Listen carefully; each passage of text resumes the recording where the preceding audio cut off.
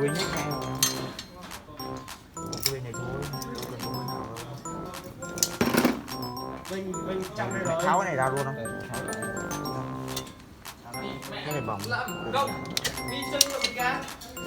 Thành không em chân ra ngoài rồi.